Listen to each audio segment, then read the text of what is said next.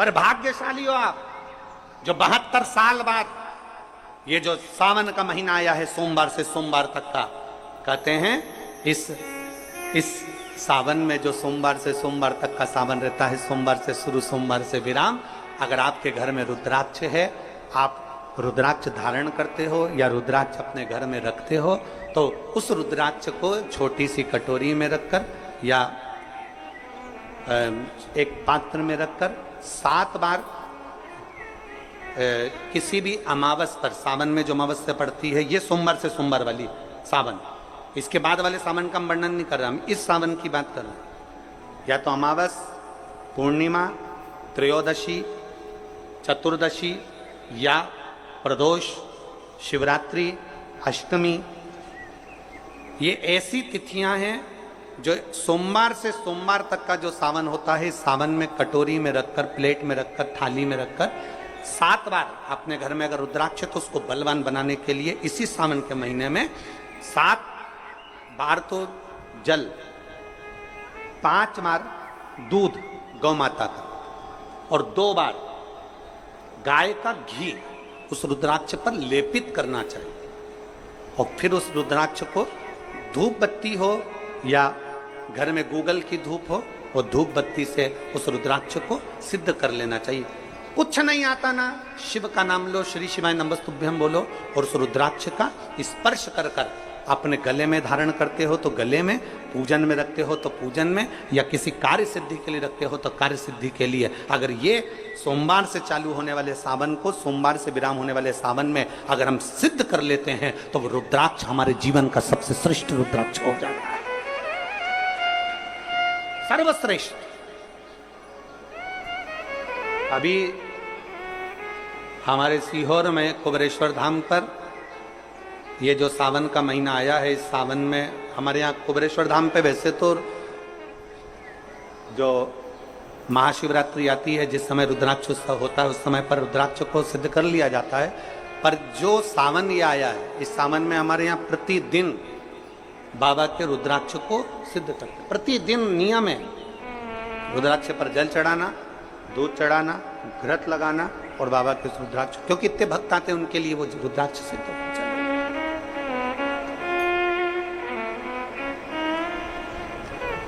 इसी सावन में 4 मुखी 3 रुद्राक्ष, कितने? 4 मुखी कितने? 3। 5 मुखी रुद्राक्ष 3 और 6 मुखी रुद्राक्ष 3।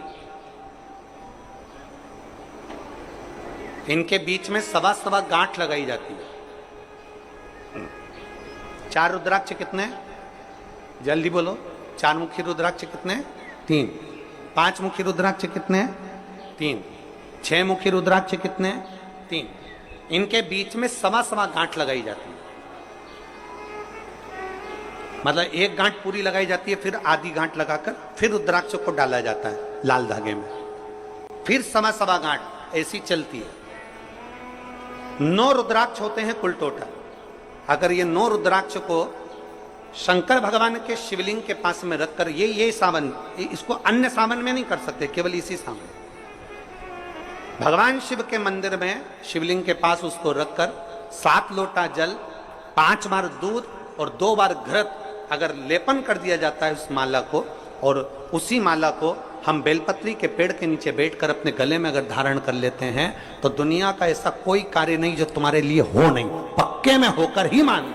उस रुद्राक्ष का इतना महत्व, ये तुम जो सहज में सुन रहे हो ना, हम फिर कहेंगे दया सिंह, जो हम फिर दया सिंह जी को धन्यवाद देंगे कि ये जो सावन के महीने की कथा लिए दया सिंह जी, ये साधारण नहीं है। दुनिया के लोग भले इसको सहजता में रख लें। 27 जुलाई 1953 में ये सावन आया था, उसके बाद 2024 में ये सावन आया। लोग तरसते हैं इस सावन के लिए कि इसमें हमें रुद्राक्ष को सिद्ध करना है, हमें इसमें बेलपत्र का पान करना है, इसमें हम जो मांगेंगे हमारा बाबा कृपा करने के लिए तत्पर रहता है। ये वो रुद्राक्ष का आनंद पाते। मैं धन्यवाद देता हूं दया सिंह जी आपको बहुत बहुत, और पूरी समिति को। शिव मंदिर में जैसे आप लोग जाते होंगे शंकर जी के मंदिर में, तो ये तो शिवलिंग हो गया, ये जलाधारी हो गई, ये जलाधारी है, ये शिवलिंग है। और जलाधारी और शिवलिंग के यहां शिवलिंग से लेकर जहां से पानी नीचे गिर रहा है, आप पानी यहां चढ़ाते हो तो ये घूम के यहां से नीचे आ जाता है। आपने जल यहां चढ़ाया शिवलिंग पे तो जल घूमकर यहां से नीचे आ जाता है। इस जगह से नीचे की ओर आ जाता है, इस स्थान से। प्रयास करिए, ये जो सावन आया है 72 वर्ष के बाद, प्रयास करिए कि कितना बड़ा भी रोग है, कितनी बड़ी भी बीमारी है, आप डॉक्टर से इलाज करवाओ, पर ये जो स्थान है अशोक सुंदरी का, इस स्थान पर एक बार अपनी हथेली रखकर देखिए और भगवान शिव से पंचाक्षर मंत्र नमः शिवाय, षडाक्षर मंत्र ओम नमः शिवाय या श्री शिवाय नमस्तुभ्यम स्मरण कर कर देखिए और एक बेलपत्र बाबा की लेकर जहां से पानी नीचे गिरता है उस स्थान पर लगाकर उसी बेलपत्र को खाइए और फिर जाकर डॉक्टर को एक बार फिर जांच करवाइए कि उस रोग में आराम कितना लगा है, उस रोग में अंतर कितना आया। सावन का ये महीना जिसमें आप भगवान शंकर की अविरल भक्ति को धारण कर रहे हो, सोमवार से सावन चालू हुआ और सोमवार के दिन सावन विराम होगा। ऐसा सावन 72 साल के बाद आया।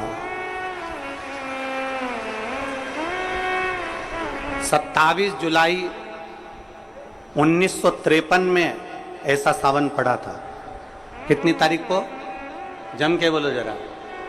27 जुलाई 1953 में ऐसा सावन पड़ा था, जो सावन सोमवार से चालू हुआ था और सावन सोमवार के दिन विराम हुआ था। 72 साल के बाद ऐसा सावन आया है जिसका योग आज है।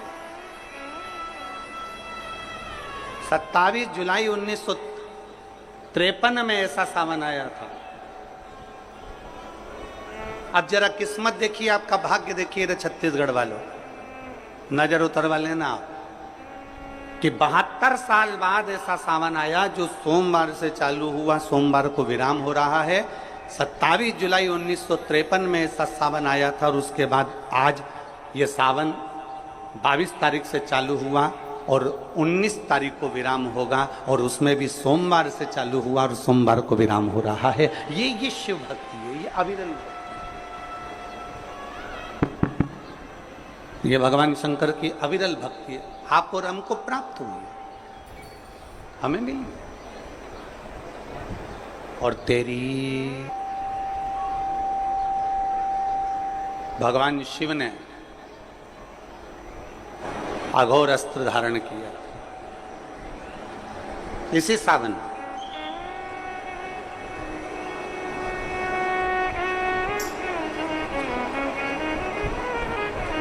एक त्रिपुरासुर असुर हो गया, 3 पुरियों का निर्माण कर कर वो निवास कर रहा है।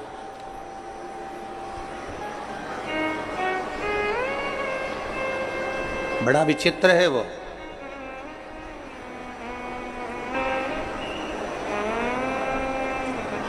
बहुत सावन आते हैं, सारे सावन आते हैं,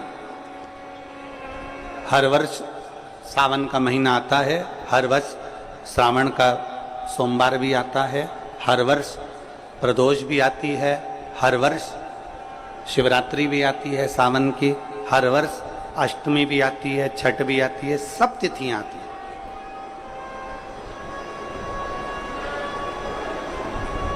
ये सारी तिथियां हर साल आएंगी, हर साल प्राप्त होंगी, पर जो योग मेरे देवाधिदेव महादेव का लगा है सोमवार से प्रारंभ होकर सोमवार के विराम का, ये सावन बार बार नहीं आता, ये सावन इतनी जल्दी नहीं आता। जो 72 वर्ष के बाद 27 जुलाई से 1953 के बाद में आज योग लगा, जो 22 जुलाई 2024 में प्रारंभ हुआ। बहुत ना जाने कितना साधना तप असुर का वध कर दूं, पर नहीं मर। ब्रह्मदेव ने विचार करा कि इस त्रिपुरासुर का वध कर दूं, नहीं मर। आखिरी में खबर गई भगवान देवाधिदेव महादेव के पास। भगवान शिव जी के पास। भगवान देवादिदेव महादेव, मेरे महाकाल राजा, मेरे कालाधिपति, मेरे ओमकारेश्वर, मेरे विश्वनाथ, मेरे परली वैद्यनाथ, मेरे वैद्यनाथ, ओगरदानी, मेरे केदारेश्वर, भगवान शिव विराजमान थे, नेत्रबंद थे भगवान शिव। और सबने, सारे देवताओं ने जाकर भगवान शिव से विनय करी, निवेदन करा, भगवान देवादिदेव महादेव से निवेदन करा। और जब भगवान शंकर से निवेदन किया, भगवान शिव से विनती करी, भगवान शंकर से बारंबार जब प्रार्थना करिए, भगवान शिव से बार बार विनय किया गया, तब भगवान शंकर ने नेत्र खोले और भगवान शिव नेत्र खोलकर पूछे, ऐसा क्या हो गया जो आपको आना? ये 33 कोटि देवता, ये सारे देव आज मेरे पास में, कारण क्या बन गया? कौन सा कारण? यदि आपसे कोई पूछे कि भगवान शंकर के गले में बासुकी नाग आया, भगवान शंकर के हाथ में त्रिशूल आया, भगवान शंकर के मस्तक पर गंगा आई, भगवान शंकर के मस्तक पर त्रिपुंड आया, भगवान शंकर के नेत्र 2 थे 3 हुए, त्रिनेत्रीधारी कहलाए, त्रिपुंडधारी कहलाए, भगवान शंकर के पास बेलपत्र आई, कोई तुमसे कहे कि शिवजी के गले में रुद्राक्ष आया, भगवान देवादिदेव महादेव के पास रुद्राक्ष आया, कोई तुमसे पूछ ले कि यह रुद्राक्ष का प्रागट्य कब का है, रुद्राक्ष का जन्म कब हुआ,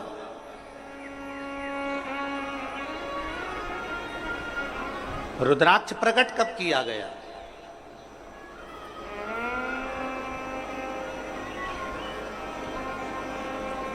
अब जरा बहुत हमसे भी कई लोग पूछते हैं, जितने लोग संसार का क्या हो जाता है कि रुद्राक्ष का जल अमृत के तुल्य हो जाता है और कैंसर जैसा रोग भी समाप्त हो जाता है। रुद्राक्ष के जल में ऐसा क्या है?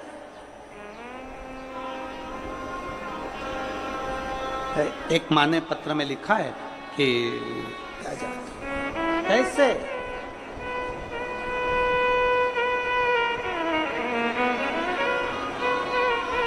शिव कथा कर रही है, भगवान शंकर का संवाद कर रहा है, भगवान देवादिदेव महादेव का चरित्र का है, शिव महापुराण की कथा कर रही है। त्रिपुरासुर असुर है, 3 पुरियों का निर्माण कर कर उसमें निवास करता है, 3 पुरियों का निर्माण कर कर उसमें निवास करता है, पर उसके प्राण जा नहीं सकते। भगवान नारायण ने प्रयास किया, वो नहीं मरा, प्राण नहीं छूटे। भगवान शंकर की ब्रह्म मुरारी, सबसे बड़ा तप और दुनिया का सबसे बड़ा आभूषण मौन रहना, ये दुनिया का सबसे बड़ा तप और सबसे बड़ा आभूषण है। हम भगवान शिव को किस तरह से रिझा, और फिर निवेदन करूंगा, जितनी सरलता से, जितनी सहजता से आप शिव को रिझाओगे, उतनी सरलता से शिव रिझता है, उतनी सरल।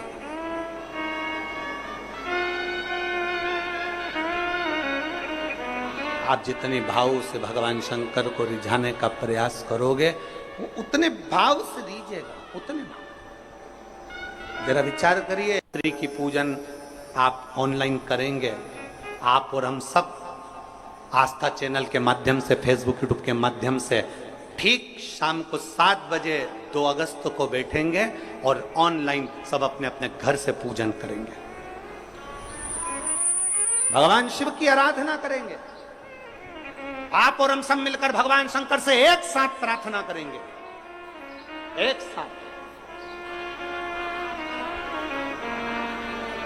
और जब हम बाबा को रिझाएंगे, और ये इस सोमवार से सोमवार तक के सावन के महीने एक साथ,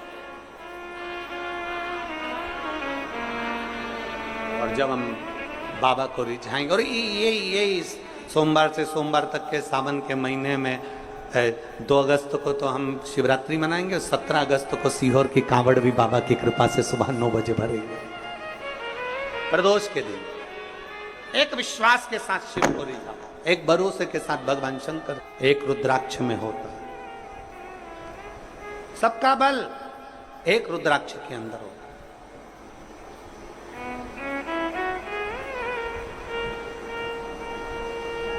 कई जगह पर रुद्राक्ष पर रिसर्च किया जा रहा है। वो 2 कंपनी का नाम तो हमको स्मरण में था, मुंबई की, और 1-2 कंपनी काशी की हमारे स्मरण में, पर नाम याद नहीं आ रहा। कई जगह पर रुद्राक्ष पर रिसर्च चल रहा है कि आखिर रुद्राक्ष में ऐसा क्या होता है कि तांबे के कलश में गलाया और उसका पानी शिव जी को चढ़ाकर आचमन किया तो फल मिल जाता है, रोग मुक्ति हो जाती है, श्रेष्ठता हो जाती है। कोई बाच रहा है तो वो शिव ही बाच रहा है, इसमें कोई प्रदीप मिश्रा या कोई अन्य महाराज नहीं बाच सकता, बाचने वाला शंकर है। कथा सुन रहा है तो आप नहीं सुन सकते, आप ये 3 घंटा एक जैसे आसन लगा के कहां बैठ सकते हो? तुम आधा घंटा कहीं नहीं बैठो, तुम फिल्म देखने जाओ टाकीज में और एक जैसी बस यूं बैठी बैठी रहो, 25 बार तो मूंगफली चबा जाओ, 2-4 बार आइसक्रीम खा जाओ, उतनी देर में भी तुम कहीं सीट पीछे आगे नीचे ऊंचे मर्जी पड़ी। आधे 2 घंटे की फिल्म में 15 मिनट का इंटरवल, फिर चले गए, फिर घूम आए, फिर बैठ गए। अब यहां तो तुम्हारे को 1 बजे कथा है, 4 बजे तक, कितनी बजे आके बैठते हो? 10 बजे सवेरे, 9 बजे सवेरे यहां आके बैठ जाते हो। अब 9 बजे से पानी की बोतल साथ में, थोड़ा बहुत सामान अपने साथ में, और बच्चे आए हैं तो फिर उनका भी सामान साथ में,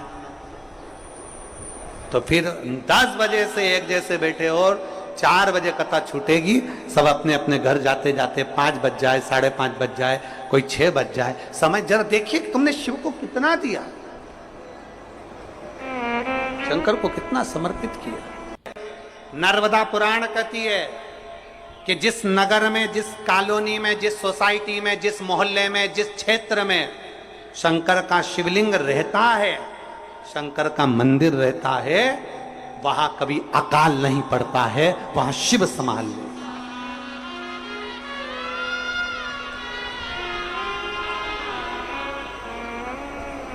वहां शिव संभाल, वहां वो गढ़दानी संभाल।